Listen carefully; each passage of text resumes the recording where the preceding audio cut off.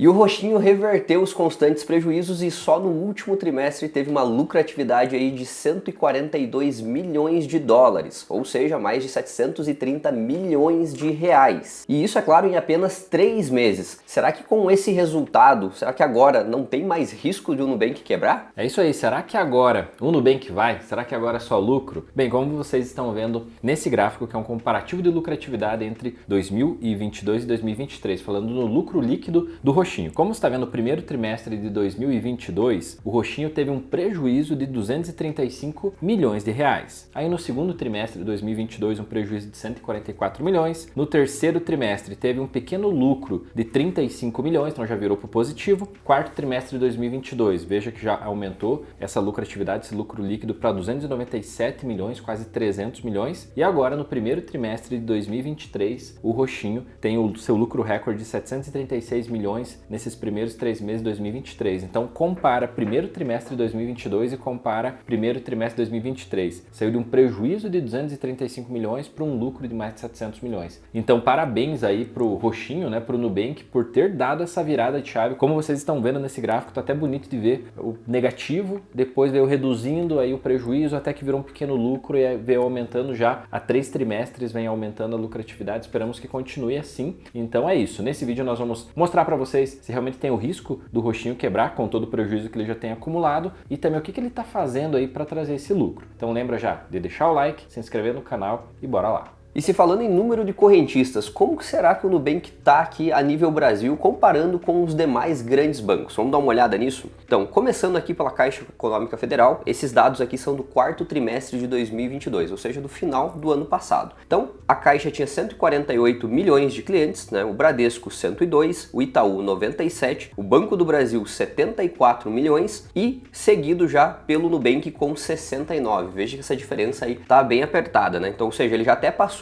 o Banco do Brasil, que tinha 62 milhões. Só que olha essa notícia recente que saiu aqui. Nubank alcança 80 milhões de clientes na América Latina. Então ele está ali par a par com o Banco do Brasil. O Banco do Brasil também teve um ganho de clientes, mas eles estão aí praticamente empatados. E pelo que a gente tem visto, né, logo o Nubank vai conseguir passar o Banco do Brasil também. Outro ponto positivo do Nubank é até que ele está recebendo aí algumas premiações no quesito atendimento aos clientes. Ele foi eleito aí como um dos bancos que dá mais atenção aos seus usuários, considerado um banco bom no quesito de reclamações. Ele consegue resolver problemas e isso é muito importante, ainda mais quando nós falamos em um banco digital. Isso reflete até na nota do Reclame Aqui do Nubank. Como vocês estão vendo, o Nubank tem uma nota aí ótima de 8,4 de 10 pontos possíveis. Então, basicamente, tem todas as dúvidas respondidas, 99,9% das reclamações respondidas, 77% das pessoas voltariam a fazer negócio com o Nubank, um índice de solução de quase 90% dentro do Reclame Aqui. E para vocês terem noção por que o Nubank consegue ser tão eficiente quando chega algum problema, alguma reclamação a ele. O Nubank tem um setor com mais de 3 mil funcionários e esse setor trabalha 24 horas por dia, ou seja, são realmente humanos que estão lá para atender e poder tirar dúvidas ou poder ajudar os usuários que estão com algum tipo de dificuldade. Então, por esse motivo, mesmo sendo digital, online, estando na tela do celular, o Nubank ele consegue trazer essa proximidade de ter um humano sem muitas barreiras para que você possa conversar e se sentir ouvido. E isso reflete na nota. Essa nota 8.4 é uma das maiores notas, falando em bancos. Você pode comparar tanto com um banco tradicional, seja um Bradesco, Itaú ou outro banco, e o Nubank acaba se destacando então por isso. Atendimento ao cliente e a nota do Reclame Aqui dele é uma das maiores que os bancos acabam tendo. E de onde que tem vindo toda essa receita do Nubank para que ele consiga chegar nesse lucro recorde que foi desses últimos 3 meses? Só para vocês terem uma ideia, ele teve quase o dobro de receitas nesse último trimestre. As receitas somaram um total de 8,4 bilhões de reais e em dólares aí em torno de 1,6 bilhão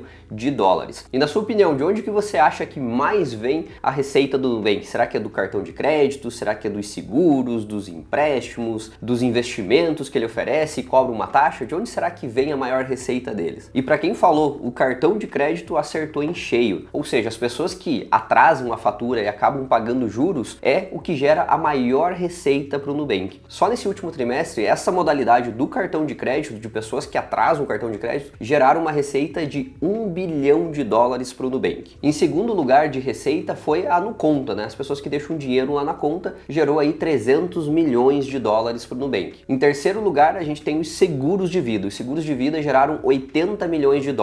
E nas últimas duas posições, fundos de investimento geraram 60 milhões e empréstimos geraram $40 milhões, totalizando aí o $1,6 bilhão em receita. E nisso vocês podem ver, né, que tem várias áreas onde o Nubank pode crescer bastante as receitas e aumentar o seu lucro, principalmente nessa parte de empréstimos pessoais, né, que ele tem uma fatia bem pequena da receita dele aí, que ficou em $40 milhões, né. Comparado com o cartão de crédito que gerou $1 bilhão, eles têm uma margem muito grande para explorar aí e aumentar as receitas e, claro, consequentemente, o lucro. E então chegamos ao ponto, será que com esses resultados o Nubank ainda tem algum tipo de risco de quebrar? Vamos avaliar então os mercados e os países em que o Nubank está inserido e como que ele está nesse comparativo de possível crescimento. Será que ele consegue aumentar ainda mais a receita? Porque dessa forma, se ele já conseguiu lucrar aí 700 milhões em um trimestre, imagina se ele tem a capacidade de manter essa lucratividade e conseguir expandir ainda mais seus negócios. Significa que ele vai lucrar ainda mais. E como vocês estão vendo nessa imagem que o próprio Nubank disponibilizou,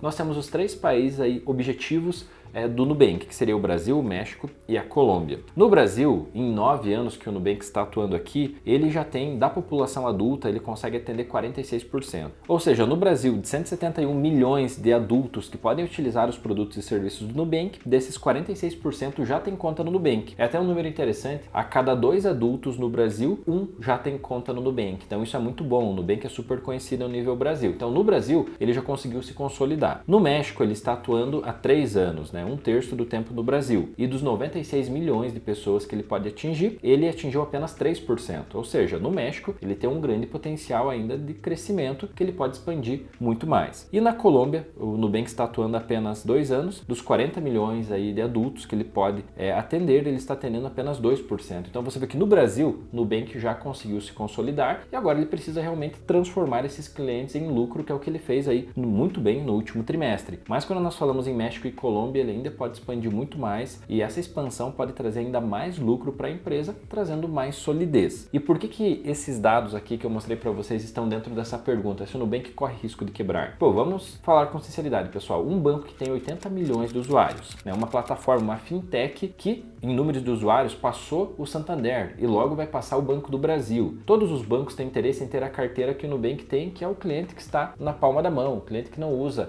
gerente do banco ou não usa telefone para ligar. Ele nem usa caixa eletrônico muitas vezes, ele faz tudo pelo celular. Esse cliente é a meta de todas as instituições brasileiras. Então significa que no momento, primeiro que o Nubank não precisa ser vendido, mas com certeza alguém deseja ter essa carteira de clientes. Então só por aí o Nubank não vai quebrar. E por outro, que empresa quebra tendo um lucro de mais de 700 milhões em um trimestre? Então nesse ponto, muitas pessoas usam, né, essas frases aí, Nubank vai quebrar, né, Nubank corre risco, mas isso acaba sendo para chamar atenção. De modo geral, o Nubank é uma instituição que tinha grandes investidores por trás bancando o período de expansão e agora que ele já conseguiu se consolidar, ele está conseguindo explorar mais essa carteira de clientes e aí começa a ter lucro. Então você que usa o Nubank, não se preocupa que ele não vai quebrar não. E agora a pergunta que não quer calar, né? O Nubank ainda tem risco de quebrar? E para responder essa pergunta, a gente vai fazer uma análise aqui pelo Banco Data, onde a gente vê 2 indicadores super importantes que nos dão a saúde financeira dos bancos. Então vamos dar uma olhada aqui. O primeiro é o índice de Basileia, tá, pessoal? O índice de Basileia, segundo o Banco Central, ele é saudável para instituições aí que tem um índice de Basileia acima de 11, 12%. E o do Nubank está em 17,7, tá? Então é um índice muito bom, até se você comparar com os grandes bancos, ele está na média até um pouco acima. E no índice de imobilização, é considerável um bom índice de imobilização até 50%. O que é esse índice de imobilização? É o dinheiro que o banco tem disponível, que não está imobilizado em agências ou outros bens do banco. Então do Nubank esse índice está em 0,5%, ou seja, ele tem um ótimo índice de imobilização. E a gente foi até um pouco mais a fundo pesquisar o que o Nubank tem falado sobre a sua saúde financeira. E olha a nota que eles emitiram. Capital e liquidez. Ao mesmo tempo, estamos com mais de 2 bilhões em excedente de fluxo de caixa. Eles têm mais de 2 bilhões em fluxo de caixa. E uma razão de empréstimo empréstimos por depósito de 33%. O que isso significa? Que para cada dólar emprestado, temos 3 vezes em depósitos. Tudo isso nos torna muito bem capitalizados e com ampla liquidez. Ou seja, para cada dólar que precise sair do banco, eles têm 3 vezes mais depósitos entrando dentro do banco, o que dá uma segurança bem grande realmente. Então, respondendo à pergunta se o Nubank tem chance de quebrar, perante esses últimos dados, esse crescimento na lucratividade e a saúde do banco, como a gente analisou aqui, seria quase que impossível, pelo menos nesse próximo ano, né? Tudo depende dos próximos resultados, mas agora a saúde financeira dele aparentemente está estável. É isso aí, muitas pessoas aí que estavam pessimistas, no caso com o Nubank, né? Depois desse resultado, acredito que vão mudando um pouco a opinião, mas claro, vale lembrar, vamos aguardar os próximos resultados para saber se ele vai conseguir manter essa lucratividade. Até comenta você aqui embaixo.